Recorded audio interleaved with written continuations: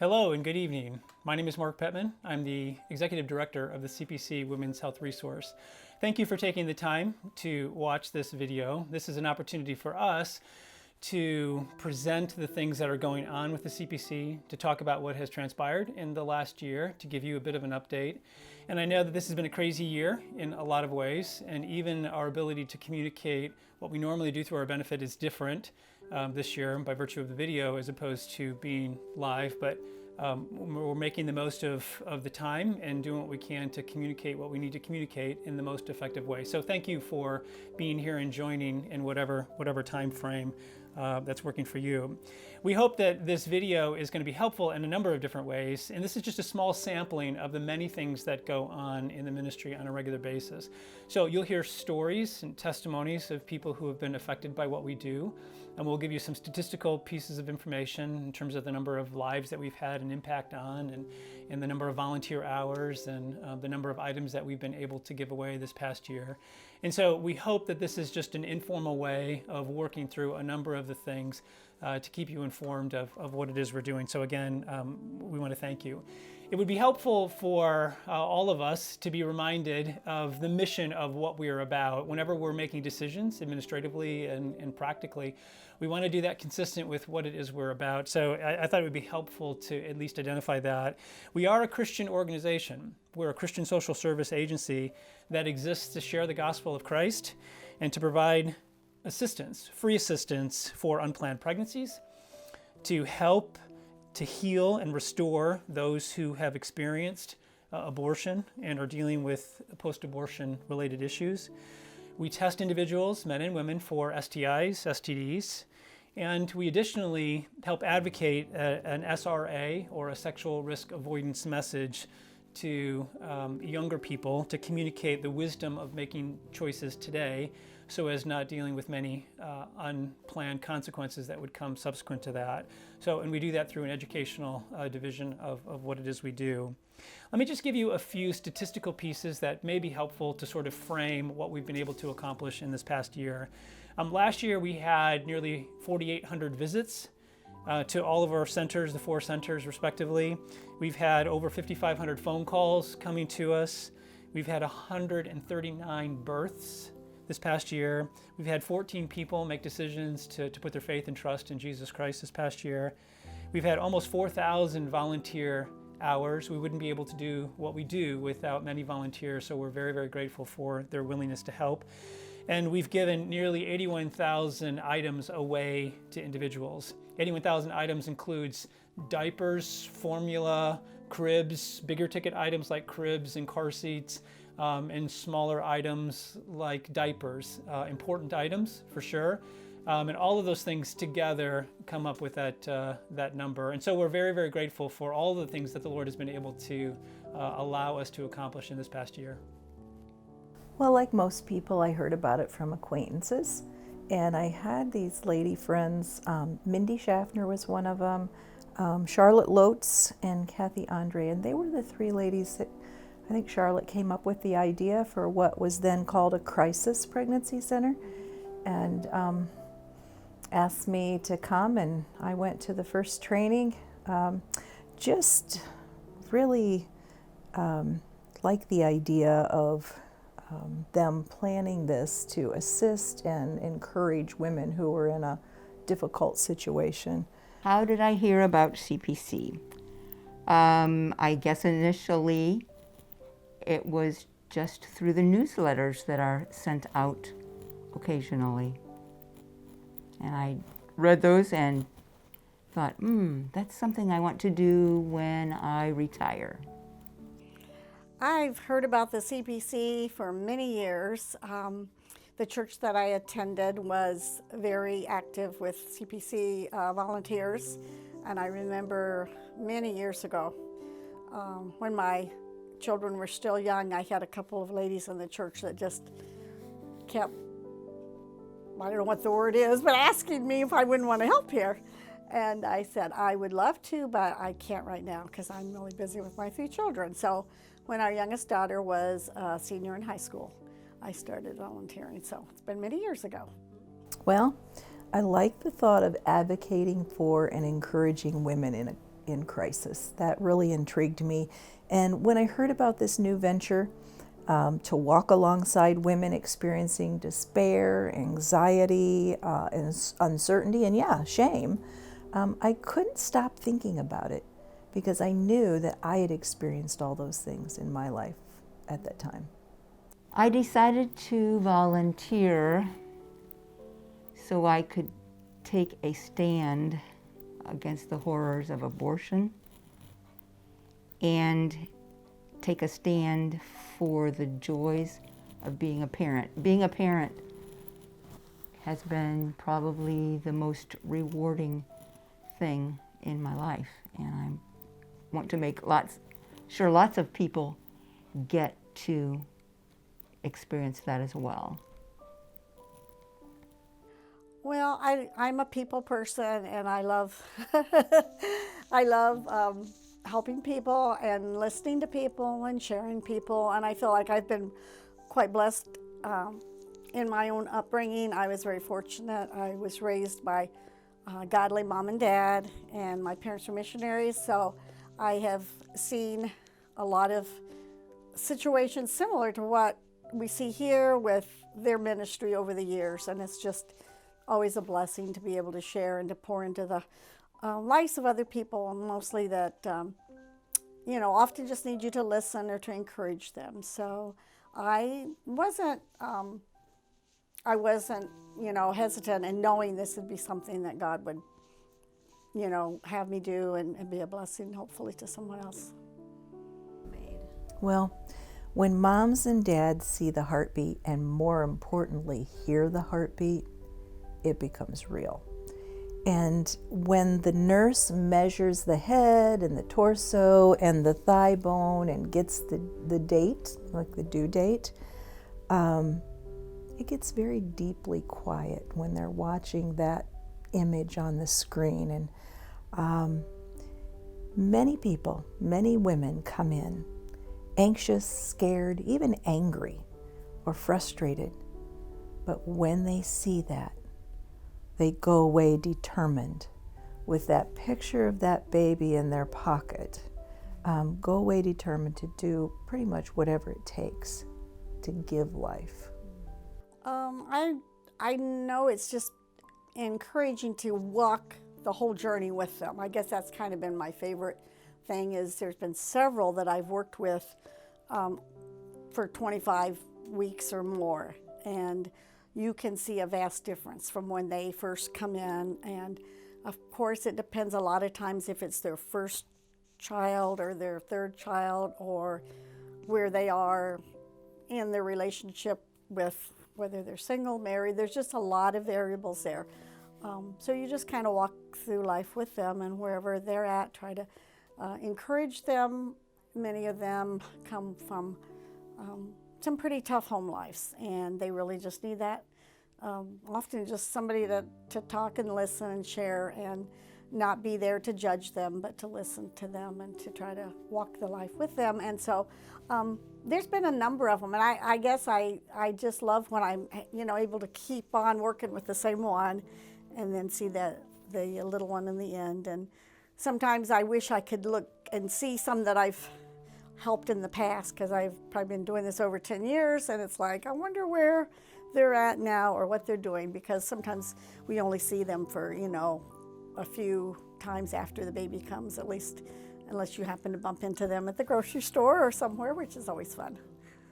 Well, first of all, it starts with a really generous community who bring in used items, also bless us with new stuff to give. And we couldn't do any of it without those generous donors.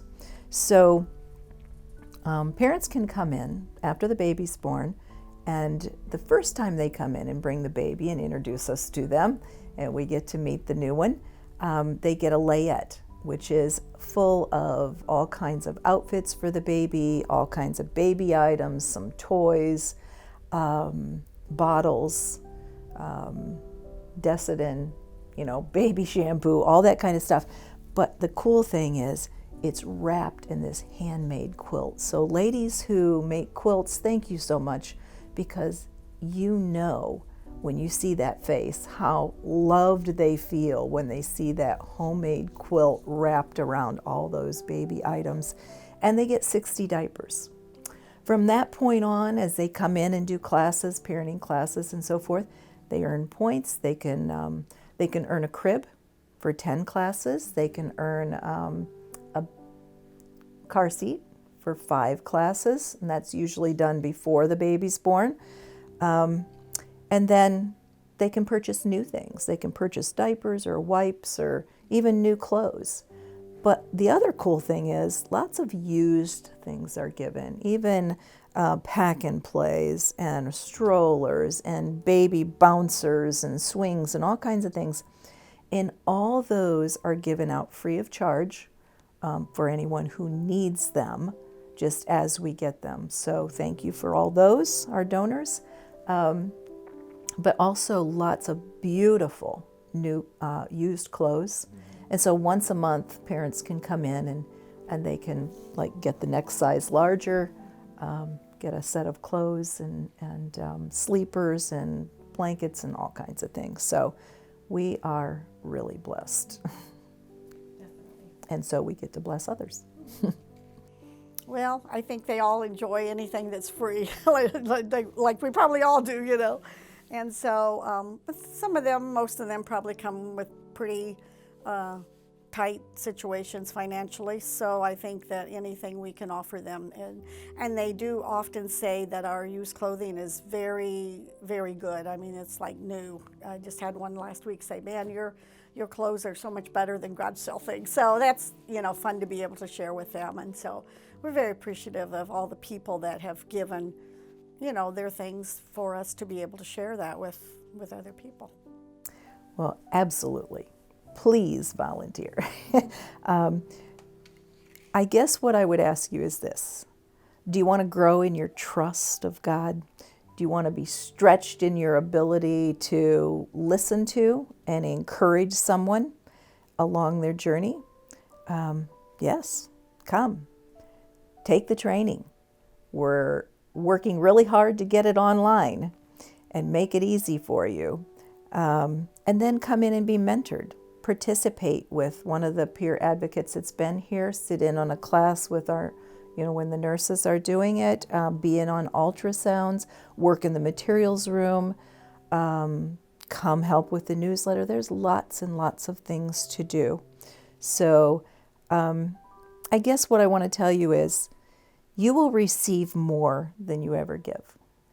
And my mom had a saying, you can't outgive God. So thanks, Mom. How did I hear about the Community Pregnancy Center? I remember I was actually driving by and saw your sign out front and seen that you guys offered free pregnancy testing. And it was around the time when I found out I was pregnant. So that's when I started coming and attending your classes that you have. So. I heard about CPC just driving by, going back and forth between Delta, where I live, and Lausanne. So I worked in the area originally, and I had a coworker that mentioned a program they had participated in, and I would drive by and see this sign, and I decided to drive in the one day when I was pregnant and see what it was about and meet everybody, and had a really good reception and went from there. How have the services helped me at CPC? Well, I think what's really helped me is I had such a big gap in my children, so it was really nice to have refresher classes to help me kind of remember what it was like to have a baby again. And it's also really helped me with breastfeeding and raising a family with another child as well too. And so the classes have really helped me kind of help bond with my daughter more now that I have 2 I have at home now. So. They have helped me know what to expect during the pregnancy, to know some milestones with this little guy. And I don't know. It's nice to have someone to confide in besides my husband, someone to talk to that's been through it before. The services here at the center have been really helpful on a practical level, but also to enjoy. I enjoyed them when I was pregnant and just learned a lot of things about child development and things like that. And it was also practical, just with different budgetary restraints at different times to be able to earn things, but just spend some time and not have to, I guess, have a lot of cost. So it's just really beneficial for my family and me. And then since my son has been born, we've enjoyed coming together. As a stay-at-home mom, we just look forward to the outing, and we've known some people here now for more than 2 years, so we just really actually enjoy the outing every week and learning things and continuing to earn things at the same time. I would definitely recommend it to other people because it's been a great resource for me. It's really been a great outlet to get information, get the things that I need, and just have the support that I really need. Yes, I would definitely recommend it. I actually have. I've recommended a couple people come to the CPC just because it's a nice, neutral environment where people don't judge you and you can ask any questions you have. I would definitely recommend the CPC to friends and family, whether it's because maybe they're struggling financially and could use a little help, through job losses or all the things that can happen right now. I think it's a practical way to, I guess, spend a little time to earn some things again, and also there's a lot to be learned and something that's enjoyable in just a very friendly environment. I help in the operations of our 2 STI clinics, one here in Bryan and the other in Defiance. Other staff I work with is our nurse practitioner, Bobby Brown, as well as another LPN, Carissa Diller. We also started testing all of our clients who do come in with a positive pregnancy test, if they so desire. These women will wait several weeks to get in to see their OB doctors, giving an STI time to both harm the mom as well as their unborn child. In our first month alone, we had a woman who tested positive for chlamydia. Her circumstances, well, you could tell God had his hand that moved in that situation. Our goal and desire is to bring an awareness to our clients to aid in not only their physical health, but also their spiritual health. Many, many times, these clients haven't even given much thought to their actions or where those actions might lead them. Everyone is doing it, I hear a lot. When asked what you would do if you became pregnant, many said, I never gave it much thought. Many girls tell me they really don't know why they're doing it. To make him happy, I guess. They admit they don't really like it. We try to really pour into these clients and try to bring the reality of their actions to the forefront of their minds. What if you get pregnant? What if you get an STI that you can't get rid of? I have yet to have a client tell me that they actually thought about either of those things happening. And we talk about their spiritual health. Many times they have never heard of God's promises for them. They think it's about a bunch of rules and have either never heard or chosen to ignore what they have heard because, sadly, they don't know that He wants a relationship with them to guide them and love them through their trials in their life. First, we delve into what's going on in their life, what brings them there, and what challenges that they have that's brought them there, and maybe some solutions to get them out of the trials that they've come across. Well, yeah, physically, but then when they leave here, we want them to safeguard their physical health, but more importantly, their spiritual health. I just go right to it and ask them if they're a believer in the Lord.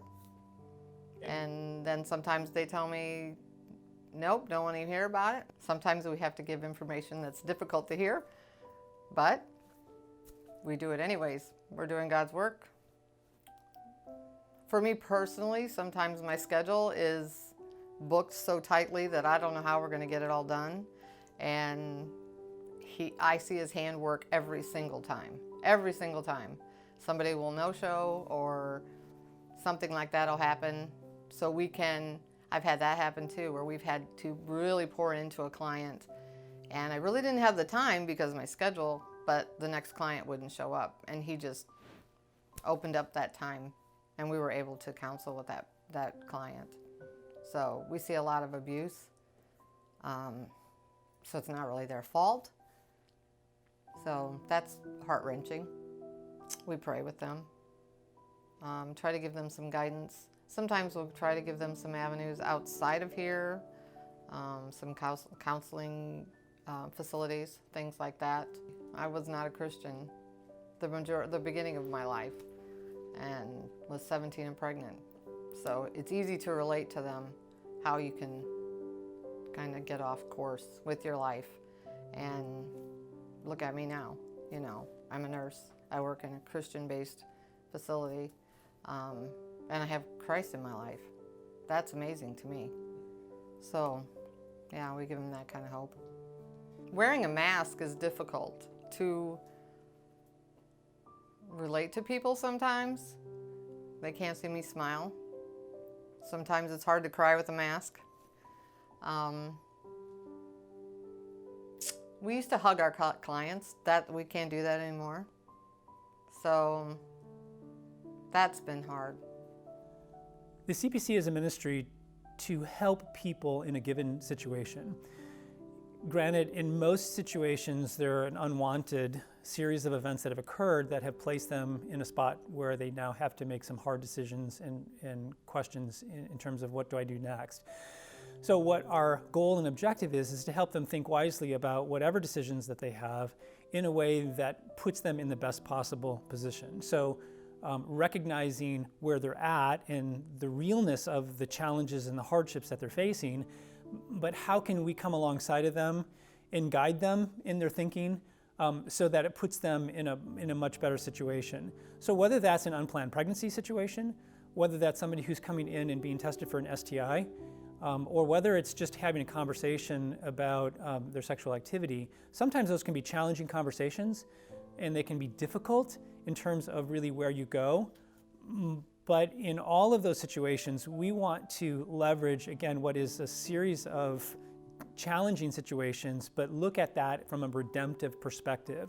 Or how can God use the circumstances to be used in a way to bring about something very different, and maybe something different that they hadn't even thought of. In many cases, when we're having a spiritual conversation with someone, it's set against the backdrop of these challenging circumstances and choices that they've made.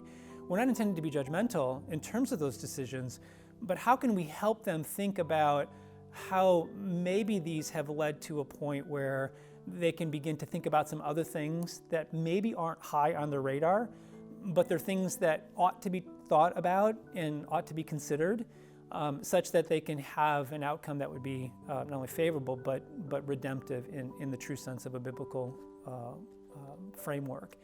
So we want to leverage each of those in a way where we can say, how can we come alongside of you? How can we point you to the facts? How can we point you to the text of Scripture in many cases? And how can we help you think about the relationship with the living God, even in light of the challenges you're facing physically, or again with another life in terms of the pregnancy? One of the things that I continue to be amazed with is how God will show up in very unexpected ways. We pray for that regularly. We ask for the Lord to open doors, to provide circumstances where we can come in and speak truth in love.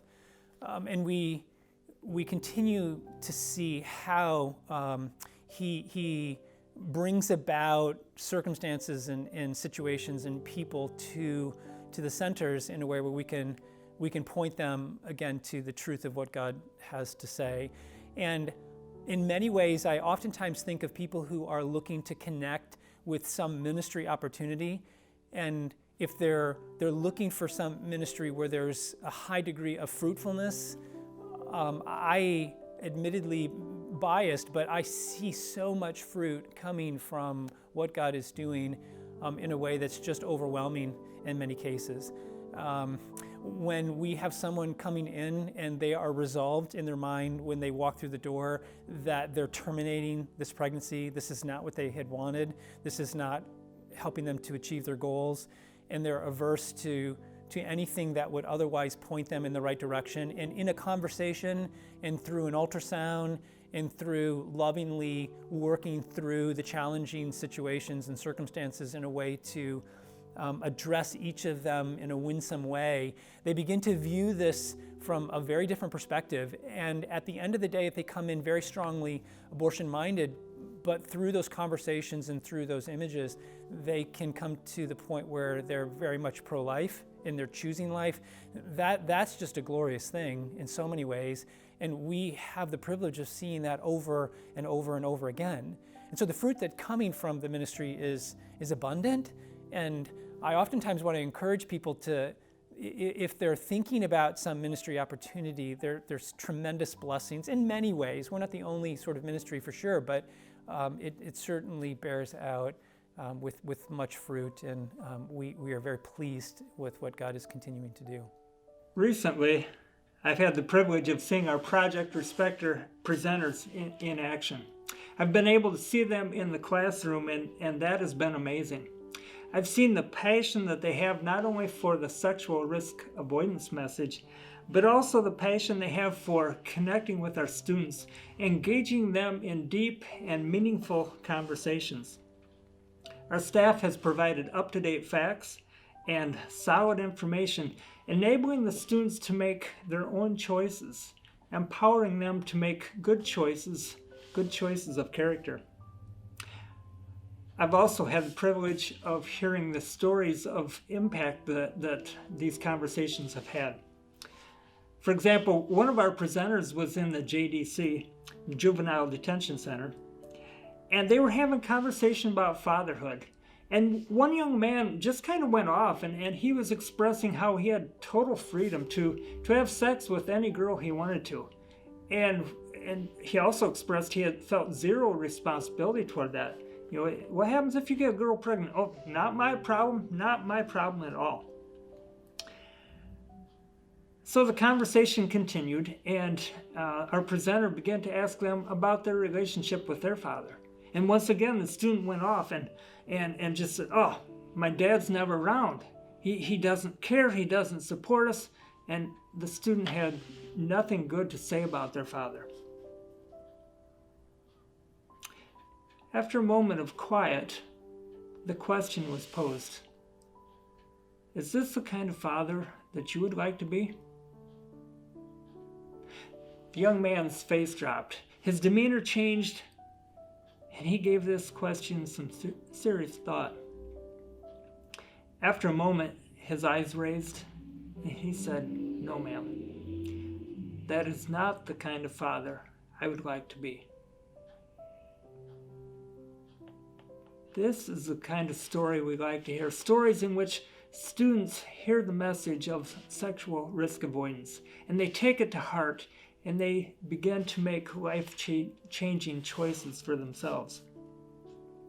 In another classroom, our presenter was talking to the students about pornography and the dangers of pornography and how that changes your mind and affects our relationships. And one student after class, he pushed back against that. He didn't buy that. He wasn't believing that one bit. And as they began to talk, the student shared that he really didn't think he would ever have a good, healthy relationship. His chance of having a lifetime partner seemed next to nothing for him. No chance at all. So for him, pornography was his only hope. As the conversation continued, so the student was left with this challenge. Could it be that pornography is the very thing that is holding you back, keeping you from a healthy relationship? The student was left with much to think about. In another classroom, a student was quite obviously impacted by the message. And afterward, the conversation that took place, in that conversation, they expressed that if only my parents had heard this message. Yeah, I think their lives would have been much different if they had waited to become sexually active, if they had waited until they're old enough to have kids. The student was feeling like their life was now in total disarray, and they had no hope for their future. Our presenter was there to remind them that their story doesn't have to be your story. You have the power to choose. You have the power to write your own story. And the student began to look up and look at life more hopefully because Project Respect was there. This is good work. I believe this is God's work. And I am thankful that Project Respect is there, able to have these life-changing conversations with the youth of our community. I liked Project Respect coming into our classroom because I think it was just like these messages that we've heard different times from like our parents, but it was being reinforced from different people. So it wasn't just one thing that our parents told us, but that's strongly encouraged by a lot of different people at the same time. One thing I learned when Project Respect came in was how sexually involved people are in high school. I just didn't know that before, and it kind of helps me to keep my head straight and stay on the path I want to stay on. I think that Project Respect has helped initiate many goals into my life, such as I want to date for the right reasons, I want to be committed, I don't want to mess around with all the other garbage, I just want to be focused, and I want to go to the end goal, which is eventually marriage.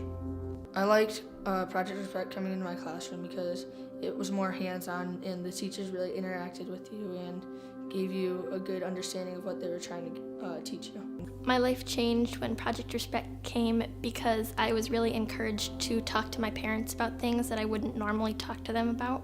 I think it's really important for kids my age to hear the abstinence message because, as for most things, when you hear them multiple times, you're more likely to do them, and it's really important with a topic like this. The reality for this ministry to continue to function, it does require that we have a number of people who come alongside of us. And I'm oftentimes asked, what could someone do to help? And let me just sort of lay out three particular things that we communicate regularly on ways to help us. First of all, we recognize that without the hand of God working, we're just not going to have a degree of effectiveness. So we need prayer from individuals who would say, we would love to be praying for you. We'd like to lift you up in that sort of way and to do that on a regular basis.